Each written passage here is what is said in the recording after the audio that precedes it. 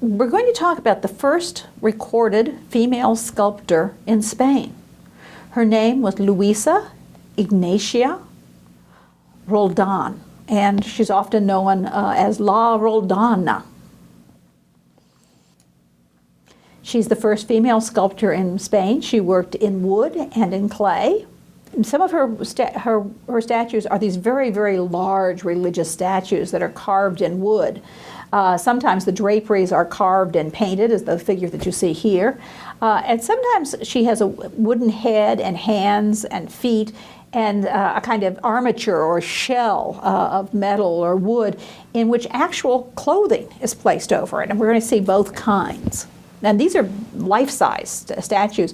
The other type of work that she's very famous for and very, very innovative are these very small terracotta figure groups. Now, terracotta means exactly what it sounds like. Terra is earth, cotta is baked, so it's baked earth.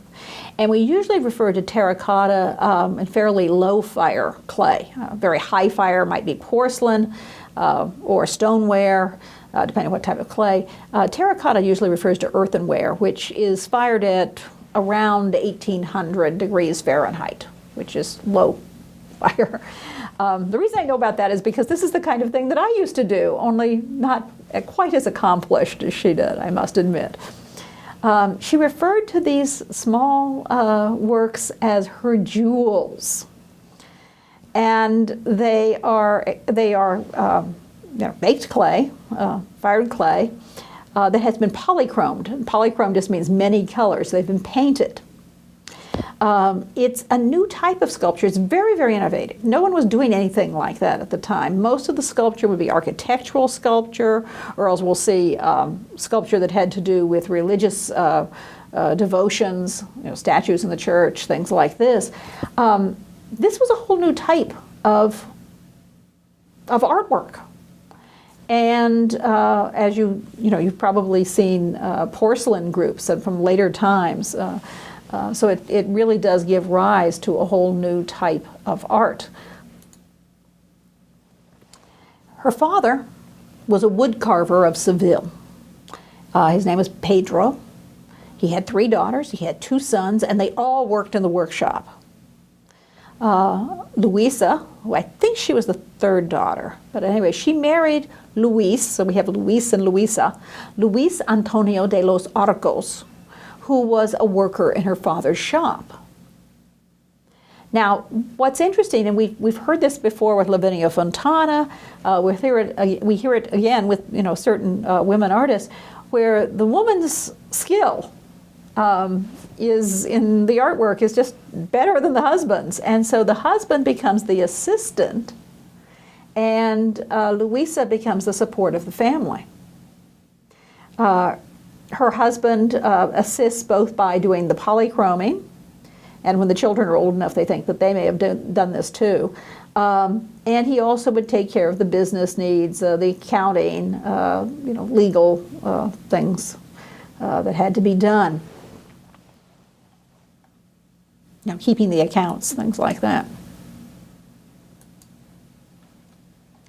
1686 to 88, they left Seville for Cadiz, where she was carving life-size wooden angels and patriarchs. I don't have any pictures of those. I don't know if they've survived or not. And then she became the court sculptor. Her title would really translate as the sculptor of the chamber, and she would use this. She would put it on her artwork. Because it was a really good advertisement, if nothing else, because she was the court sculptor from 1692 to the end of her life for both the King Charles II and his successor, Philip V. These are the kings of Spain. Her salary was supposed to be 100 ducats a year, which is a nice salary. However, the problem was that there were hard times with the courts, as courts go, I guess, and they simply economize by not paying their bills, which I guess kings can get away with. And so they would not pay her salary. And she was literally desperate. She had teenage children. She had her husband, of course. She was the support of the family. And the tragic thing is, because as you can see, she is a most accomplished sculptor, was that she died impoverished. She was probably in her early 50s. And it has been suggested that the trouble, perhaps even malnutrition and worry, all of this may have contributed to her death. We have here a little statue. It's in the Loyola University Art Museum. It's the Madonna and Child, Mary and the baby Jesus, with the young St. John the Baptist. And this is actually signed and dated 1692. One of these polychrome terracotta statues with beautiful colors, have lively draperies, lively gestures as the Christ child sort of kicks up one heel and the Baptist reaches for his cousin. You've got really just beautiful, beautiful figures and very charming and tender. And you might notice that at Mary's feet, you have these little angel heads. These are little putti. Putti are little naked baby boys. If they are in a secular context, they're little loves, little arrows figures. In a religious context, they become, we sometimes even call them cherubs. They become these little baby angels. So that's the hint that this is not just any mother and child. She actually has angels supporting her. She has a divine child. This is very beautiful terracotta group. Which is the work that's probably reproduced most often, the death of Mary Magdalene.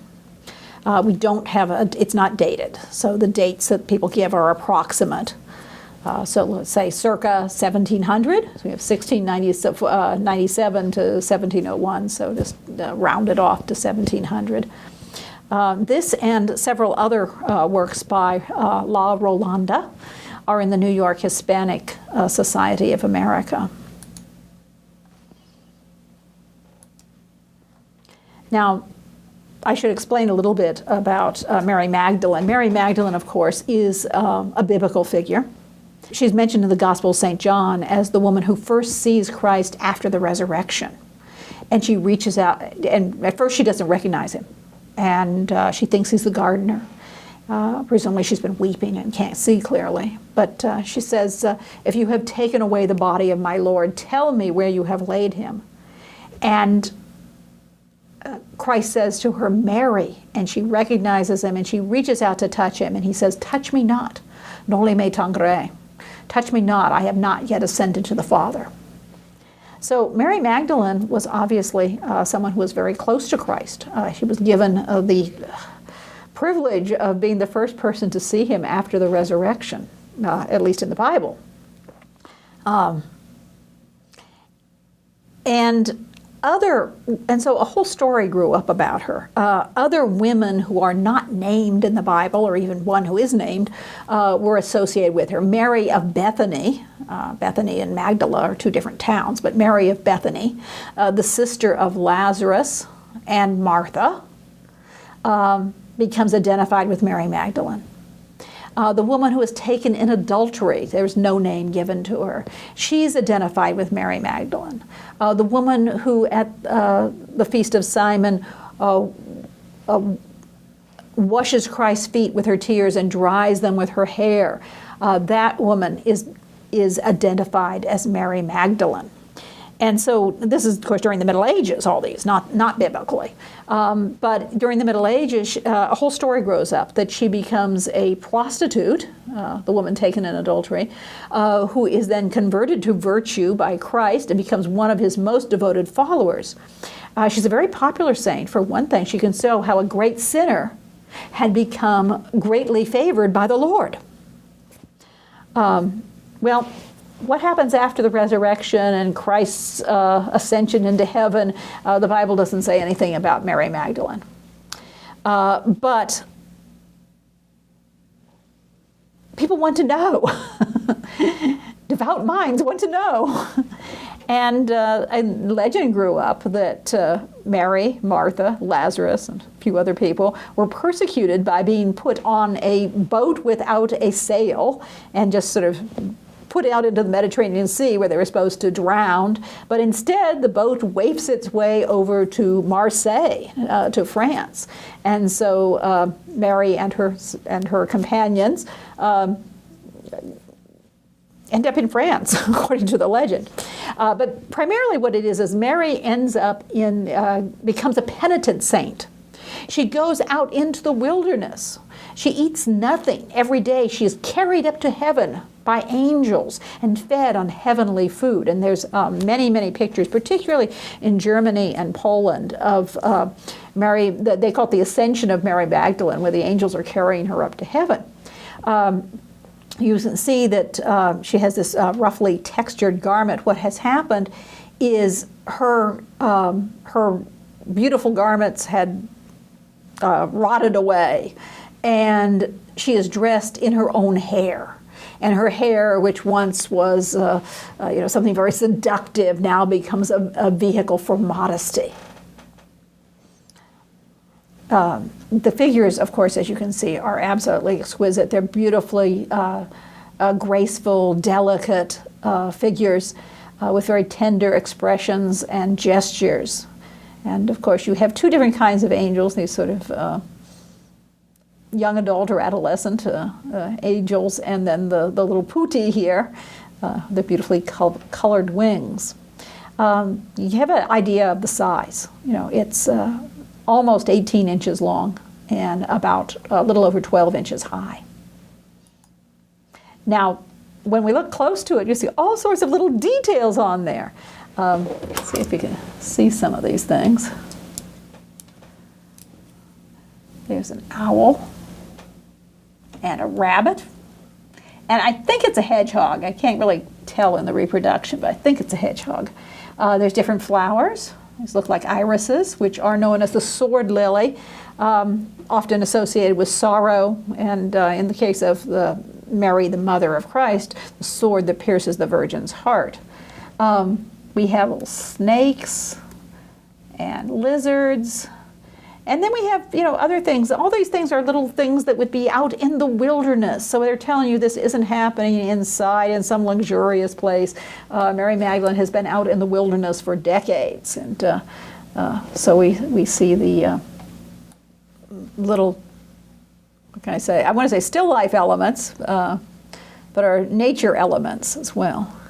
And then you can also see the attributes of a penitent saint.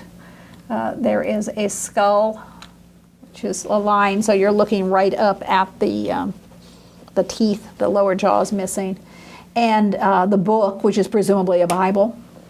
The skull is so that she can contemplate the eternal fate of mankind, and she can do her penitence out in the wilderness to make up for her sinful life. And she becomes, of course, a great saint. And there we see a little detail. And you can see here how the hair is growing down and becomes part of the dress. It's almost she's woven the dress out of her hair, her living hair.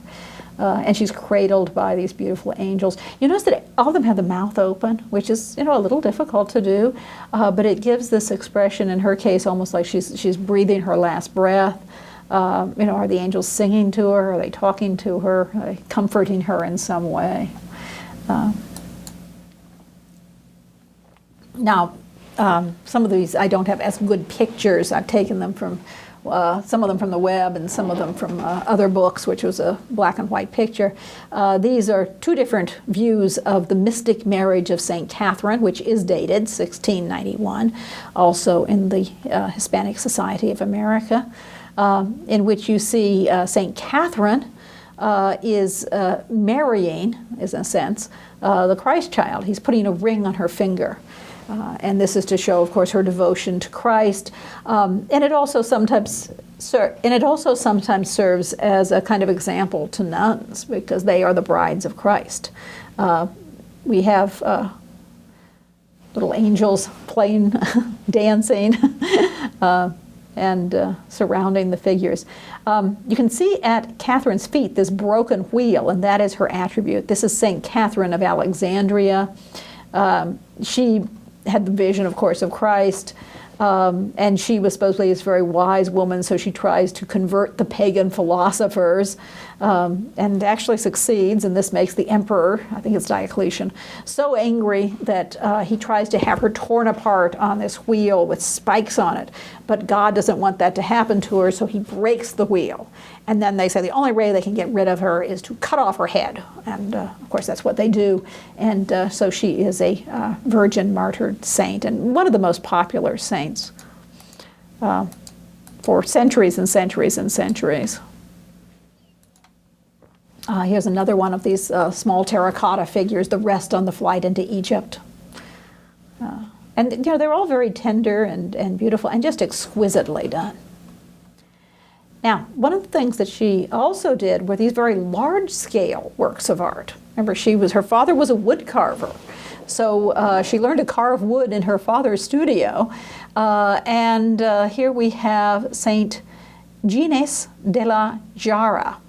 He was martyred by having his head cut off. I think he threw it in the Rhone River, and it became a relic. And at any rate, he is, as you can see, a preaching saint. And this particular work by Luisa Roldán is in the Getty Museum in Los Angeles, and it's life-size, 5'9" high. It's made out of pine and cedar and has been polychromed, and we'll have a detail to show you that in a minute. There's this whole idea, once again, about making it so lifelike that you just believe the figure is real. To make the saints come alive for the viewer. The eyes are glass, so they will reflect light. The mouth is open as though he is preaching, as the gesture seems to suggest. What's really interesting is if you look, this is the bottom. You see the bottom of his feet, and basically she hasn't carved an entire figure. She basically has this hollow wooden section with the draperies in beautiful curving carved wood mounted on the hollow wooden box, essentially. And you can see how fine some of the details are. This beautiful hand with the veining. And you can see the detail here of this beautiful brocade garment. Now, this would be done in pieces. So in this case, the hand would be pegged to the framework, which is the sort of the body, and very realistic images. The brocade, it was painted by her brother-in-law, and it's a technique, estofado, in which you put the gilding, the gold leaf, all over the area that you want to have this texture. And then you cover it with brown paint, and then you take a stylus to scrape away and incise into the paint and reveal the gold below, and obviously done with very intricate forms to really give the feeling of a rich brocaded robe.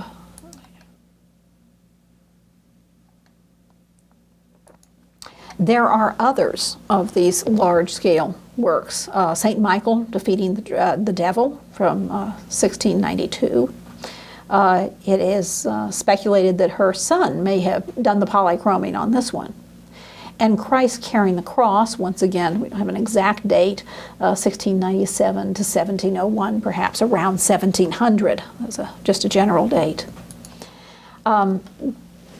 This is from the convent of the Poor Clares, and it would be a devotional image. This kind of image would be carried in procession during Holy Week.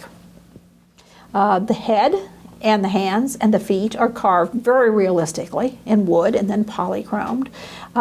In this case, there's a metal armature, and then actual clothing, actual rich fabrics would be placed over the metal armature. So almost like dressing a gigantic doll or mannequin. And then, of course, the fabric gets changed over the centuries. People create new new garments for these beloved cult images. You can see Christ's features are very beautiful. They're very sensitive, but he is suffering. And there is the crown of thorns pressed down over his head. His eyes are lowered as he's carrying the heavy cross. Blood is dripping from his forehead and down his neck. It was believed that these cult images, these images that were often taken in procession, were supposed to have the true likeness of divinity. That when the faithful look at them, they would feel like they were looking upon Christ, and that they would experience Christ's suffering as he walks on the way of the cross. So they would have these being carried, and people would walk with them and cry out and weep. I like to call this kind of heightened realism, which excites the devotion. It makes people feel that they are really present with Christ. This is a hallmark. You go clear back to late medieval devotion, where we call it affective piety. In other words, it affects the viewer, and he is expected to shed many a tear, as Ludwig the Carthusian says in the 14th century. So here we have the face of Christ. This is a particular cult image that is it's known as La Macarena de la Esperanza. Now, Macarena is a section of Seville, and in the local church is this statue. It's known as Our Lady of Hope, Nuestra Señora de la Esperanza of De la Macarena. It's shown as the Madonna of Sorrows with these crystal tears. She's weeping. She's exquisitely beautiful. One of the interesting things when I was looking for pictures of this was I found this website. Most of them, of course, were in Spanish, but I found one in English which was describing exactly what goes on in the function of this statue, and how it's been since around 1700. We're now past 2000. For over 300 years, this statue has functioned and been in use. Obviously, the polychroming looks very fresh, so my guess is that it has been repolychromed, but I don't know that for certain.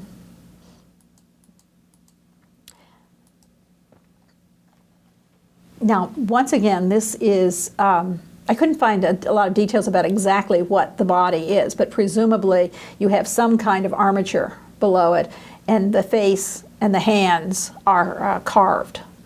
And then it's a cult statue. It is the focus of devotion, and it particularly is carried in the Good Friday procession. They have a huge procession. They start off with another statue of Christ, and then it's followed really like a float with people carrying it, and they're hidden beneath the draperies, and they have candles that have been lit, and it was really interesting reading this website, because they were talking about how they put up $70,000 to buy a glorious garment for Nuestra Señora, for Our Lady. And they showed this as a particular note of piety and of devotion. So they do reclothe these figures, and that was in the 1970s. They were saying that's when that was done. So here I found these pictures on the web with the modern clothing on the 17th century figure, which we can basically see the hands and the face. If you think about something like Byzantine icons, over time they will completely encrust the whole figure around the face and the hands with jewels and other things, and then of course have to leave the face, although it often is repainted too, free, because it's a cult image. And as you see, she's weeping. Her brows are knit. Very delicate, graceful hands express that sorrow. Strong emotional impact. One of the things that was so striking about was pretty much what I expected, but she was talking about the reactions of people, that they would cry out, "Viva la Macarena!" And the women would weep, and the men would beat their breast. And this is exactly what in the Middle Ages and the Renaissance and right up to the present day, people are told that this is how they should react. They should feel that they are in the presence of Christ and his mother and think about their sufferings. In a sense that I guess you could say it's a play, but you know, they make the holy image present for the devout followers, the devout faithful. So this is rather interesting because this figure is still in use. One other interesting thing about this is, we'll be talking about Audrey Flack later on, as a 20th century artist. And she was in Spain, and she saw this, and she said, you know, who created it? And they said, La Roldana. And she said, La? A woman artist? She had, of course, never heard of it. So she did a number of paintings of this statue by Luisa Roldana, or Roldán, La Roldana.